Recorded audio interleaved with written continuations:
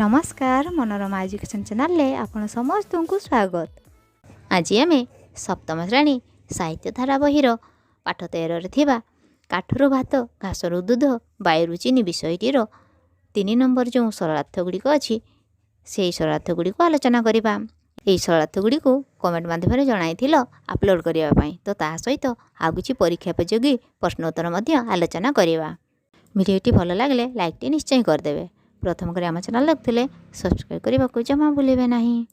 3 number कौन अच्छी सरल भाषा बुझाई दियो। क नंबर यह स्वतः सिद्ध जे विज्ञान जेते बेलू जो उन्नत अवस्था को आसी से खाद्य समस्या एक बड़ समस्या हो रही न पारे।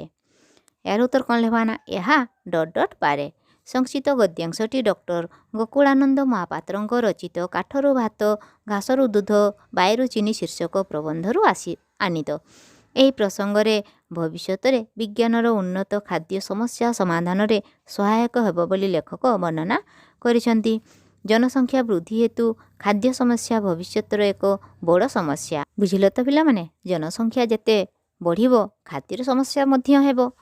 पृथ्वीर लोक संख्या क्रमागत बढ़ी चली 1000 कि 2000 वर्ष पर लोक मानू खाद्य जगाइबा असंभव हो पड़ो। जदि अधिक लोक संख्या बढ़िबो ताले खाद्य मध्य जगाइबा में असुविधा हेबो तो। किंतु लेखक आशा प्रकाश करछंती जे विज्ञान जेते बेलू जो उन्नत अवस्था को आसीथिबो ता फल खाद्य समस्या समाधान हो पारिबो। जदि आमर विज्ञान अधिक मात्रा रे आगेइबो ताहले सेही समस्या मध्य दूर हो जिवो। प्रसंगटी वास्तवधर्मी। ख नंबर देह कौन अच्छी जो देश में खाद्य नहीं सेठी शिक्षा सभ्यता शांति किछि उधेई पारिबो नाही। यार उत्तर कौन लेवाना जो डटन नहीं। उक्त गद्यांशटी काठरू भात घासरू दूध वायु चीनी शीर्षक प्रबंधरू आनीत। यही प्रसंग में लेखक डॉक्टर गोकुलानंद महापात्र खाद्य समस्यार गुरुत्व विषय वर्णना करिसेंती। लेखकों मतरे खाद्य हेला मनीषर जीवन। खाद्य नहेले मनीष बंची पारे नाही। शिक्षा सभ्यता संस्कृति शांति और रामराज्य ये सबू मूल रही खाद्य। खाद्य नहेले शिक्षा सभ्यता शांति और रामराज्य सबू ध्वंस हो। जो देश में खाद्य नहीं सेठी शिक्षा सभ्यता और शांति किछि उधेई पारिबो नाही। खाद्यर यदि अभाव देखा सेठी कौन शिक्षा कि सभ्यता कि शांति रहिबो ना रहिबनी। समस्ते तो खाद्य पाई हाहाकार हेबे गंडगोल लागिबे ना। प्रसंगटी वास्तवधर्मी। ग नंबर यही पद्धति रे गछ वृक्ष मरी जाई खाद्य अभाव दुर्भिक्ष सृष्टि हेबार भय नाही।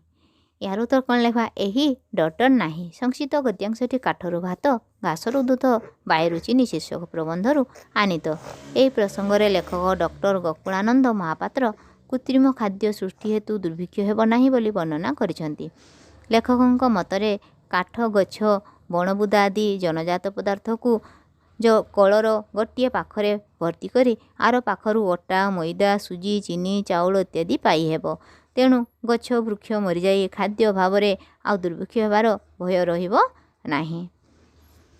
घ नंबर यही चाउल एते सुंदर सरू सुस्वाद हेबो जहाँकि प्राकृतिक चाउल को बली जीवो। यार तो कौन लेखाना यही डट डट बली जीवो। संक्षिप्त गद्यांशटी काठरू भात घासरू दूध वायु चीनी शीर्षक प्रबंधरू आनीत। यही प्रसंग में लेखक डॉक्टर गोकुलानंद महापात्र कृत्रिम चाउल सृष्टि विषय वर्णना कर। प्राबंधिकों मतरे अंगारकाम्ल और जलर कृत्रिम उपाय एक रासायनिक कारखाना श्वेतसार जातीय खाद्य उत्पादन करिहेब। भविष्य में आकाशर अंगारकाम्ल गैस रु गोटे मैदा कारखाना पर्याप्त परिमाणर मैदा उत्पादन करिपारिबो। एही मैदारु कृत्रिम उपाय सांश्लेषिक चाउल उत्पादन करा जाई पारिबो। से चाउल एते सुंदर सरू और सुस्वाद हेबो जहाँकि प्राकृतिक चाउल को बली जीवो। प्रसंगटी हृदय छुआ।